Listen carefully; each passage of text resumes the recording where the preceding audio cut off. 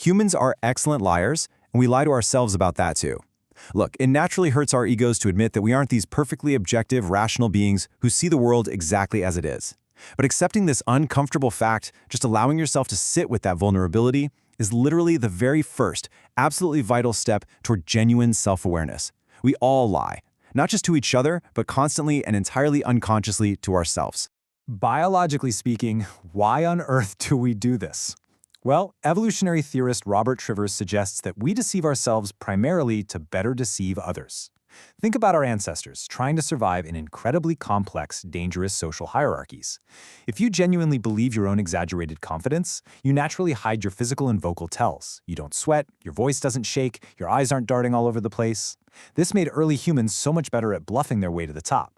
The deception is buried so deep in our unconscious that we genuinely drink our own Kool-Aid, and that granted us a massive evolutionary advantage.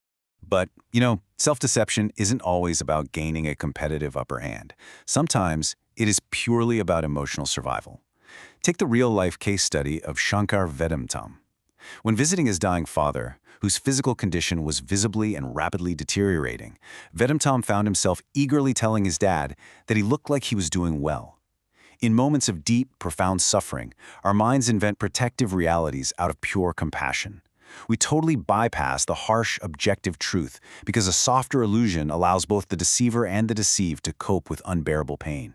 It's just the brain's way of softening a blow that would otherwise completely crush us. And this brilliantly illustrates another facet of our survival instinct. Consider another moment when Vedantam faced emergency eye surgery far from home at 9 p.m. on a Tuesday. Why do we blindly trust a totally unknown surgeon at 9 in the evening? Because immense vulnerability forces us to grab a lifeline and completely bypass reason and logic. In that moment of absolute terror, his brain desperately needed a savior. It didn't have time to review medical credentials or shop around for a second opinion, so it instantly constructed a narrative of absolute trust. That self-deception was a necessary shield against total panic. Section 1. Uncovering your defense mechanisms. To understand this on a practical level, let's do a quick, hypothetical therapy session right now. Imagine you're sitting across from me in my office, and you're deeply frustrated because you feel constantly overlooked for promotions, even though you firmly believe you're a top performer. Psychiatrist Neil Burton points out that self-deception happens precisely when our current self clashes with our ideal self. That intense friction between the ideal you who deserves success and the current you who is feeling stuck is the exact breeding ground for daily self-deception. To protect your fragile ego from that identity clash, your brain deploys some classic defense mechanisms. You might use projection, blaming others, maybe telling yourself, "My boss is just intimidated by my talent." You might use denial, completely ignoring the reality that, you missed 2 critical project deadlines last month. Or reaction formation, acting wildly enthusiastic and supportive about a coworker's promotion while secretly harboring deep, burning resentment. Recognizing how you use these daily defensive maneuvers is exactly how you start identifying your own cognitive blind spots. So the crucial takeaway here is separating toxic denial from what psychologist Adam Eason calls positive illusions. These are mildly biased beliefs that actually improve your emotional regulation and your resilience. Unhealthy self-deception completely avoids responsibility and distorts reality to the point of stagnation. It literally keeps you stuck. Healthy self-deception, however, is remaining just loosely enough connected to reality to maintain hope. Think of an entrepreneur who slightly overestimates their chances of success just to find the motivation to take the leap. It's a vital, highly functional illusion that encourages real growth.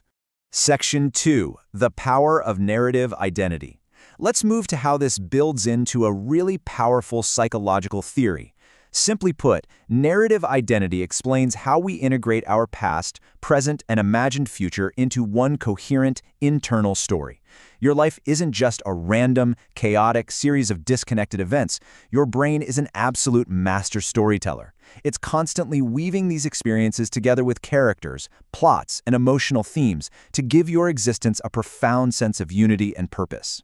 Researcher Dan McAdams brilliantly categorizes these life stories into 2 main paths. You can frame your life as a contamination narrative, where a perfectly good situation inevitably turns bad, leading to a core identity of victimhood and loss. Or you can consciously choose a redemption narrative, where bad turns good through sacrifice, recovery, and growth.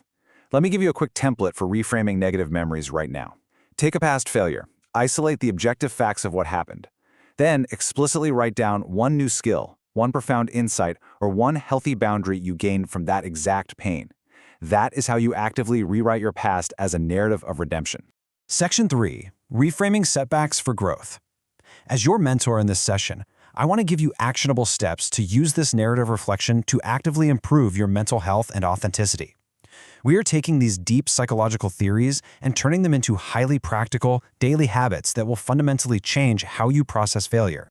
Let's start resolving those painful conflicts between your current and ideal self using these clinical steps from Adam Eason. Step 1. Act as if. Temporarily borrow the posture, tone, and decisiveness of your ideal, confident self. If you hold this consistently, your brain will eventually adopt the behavior as a true identity. Step 2. Reinterpret physical anxiety as positive excitement. The rapid heartbeat and the butterflies, they are the exact same physiological arousal, but consciously relabeling it completely changes your mental state from fear to readiness. And Step 3. Treat setbacks strictly as data and feedback, entirely separate from your core worth as a human being. Now, to ensure you are staying on track and actively avoiding personal self-deception, I want you to adopt this daily journaling routine to detect cognitive biases. First, explicitly note your catastrophic predictions. Write down exactly what you fear will go wrong today. Second, deliberately weaken the certainty around those assumptions by asking yourself, what is the concrete, indisputable evidence that this is 100% true? Usually, you'll find there isn't any at all. And finally, shift your focus to positive identity labels. Write down, I am someone who adapts, instead of I am stuck. This routine trains your brain to catch its biases before they warp your reality. Section 4. Overcoming leadership blind spots. Let's apply this clinically to the workplace now and see how unchecked self-deception systematically dismantles professional growth and organizational health. The exact same defense mechanisms that protect our personal egos can wreak absolute havoc in a team environment. According to Loeb leadership, when a leader operates in denial, the fallout is severe and cascading.